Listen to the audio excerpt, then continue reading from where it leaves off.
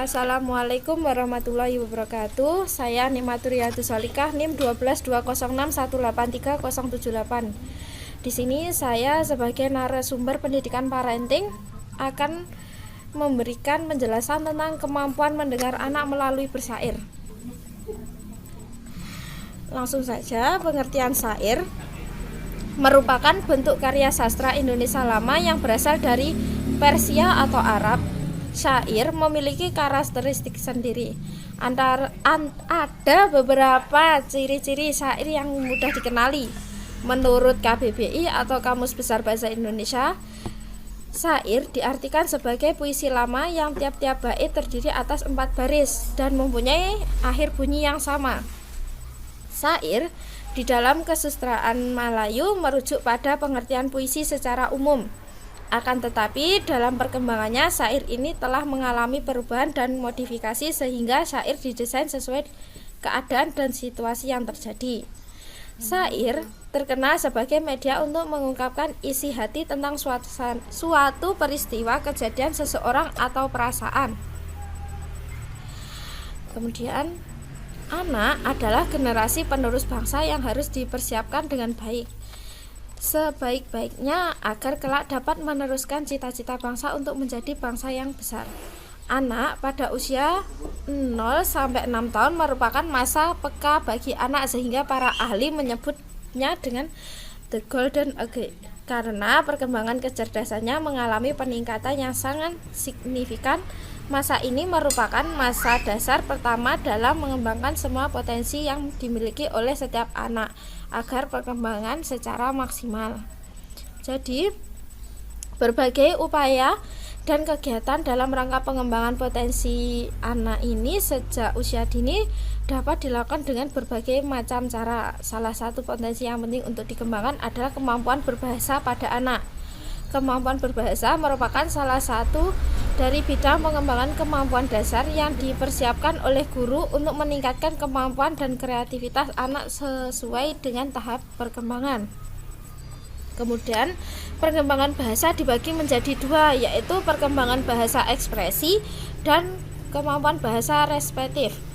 Ekspresi yaitu dengan melalui suara, gerak, gestur, ekspresi wajah, dan kata-kata. Sedangkan reseptif, kemampuan mendengar atau menyimak dalam yang dimiliki oleh anak bahkan sejak dalam kandungan. Kemudian, landasan teori tentang mendengarkan secara bersair yaitu bersair relatif tidak terlalu banyak meluaskan persyaratan teknik dalam anak berkarya. Bersair merupakan salah satu alat komunikasi yang dapat digunakan sebagai sarana mengungkapkan perasaan bagi anak dan sebagai sarana melestarikan budaya menurut Zuni Pratiwi 2000 pada tahun 2007. Sedangkan menurut Herlina Susanti pada tahun 2005, peningkatan kemampuan berbahasa lisan anak usia dini dengan metode bercakap-cakap. Salah satunya yaitu dengan metode bersair. Bagi anak, mengungkapkan perasaan yang dapat dilakukan secara sederhana yaitu melalui bersair tanpa menggunakan ekspresi. Anak masih mampu mengungkapkan syairnya melalui bahasanya sendiri dan masih sulit untuk diarahkan oleh orang tuanya atau guru yang hanya melalui teori dalam menjelaskannya saja. Jadi pada teori ini guru tidak hanya memberikan contoh tapi juga membangun kesemangatan anak untuk melakukan bersair. Kemudian selain untuk mengembangkan bahasa anak, bersair juga dapat mengembangkan seni pada anak, di mana pada perkembangan seni menentukan bagaimana anak-anak melakukan suatu dengan kemampuan motorik kasar maupun motorik halusnya dalam menghasilkan aktivitas yang kreatif. Jadi bersair untuk anak tidak hanya mengembangkan pada bahasa, tapi juga mengembangkan pada seninya. Setiap anak melalui jalan yang sama pada perkembangannya, tapi setiap langkah perkembangannya bervariasi. Tahapan tersebut bervariasi antara anak yang satu dengan yang lainnya. Kemudian selain itu, syair sebaiknya memiliki relevansi dengan kehidupan nyata anak seperti tentang objek tertentu, kejadian atau perasaannya. Jadi untuk membuat syair pada anak usia dini tidak harus dengan tema yang sama.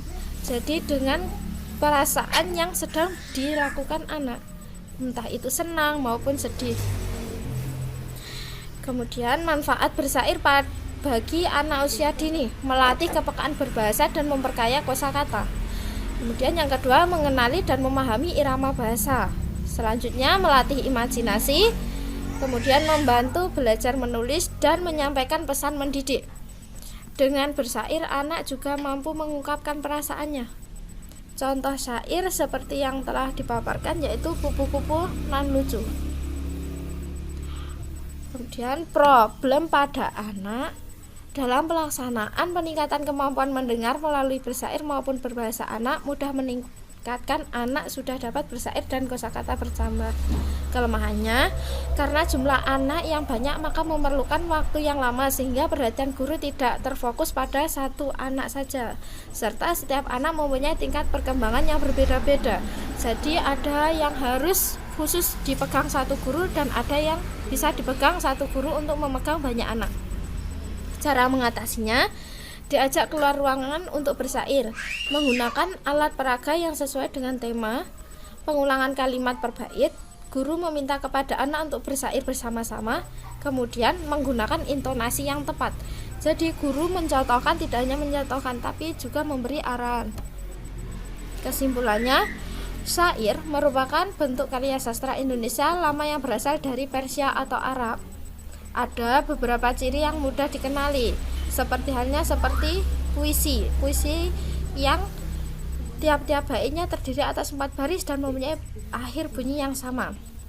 Bagi anak, pengungkapan perasaan yang dapat dilakukan secara sederhana itu melalui bersair tanpa menggunakan ekspresi.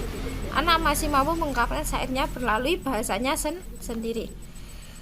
Selain itu, untuk mengembangkan bahasa, anak bersair juga dapat mengembangkan seni dan motoriknya.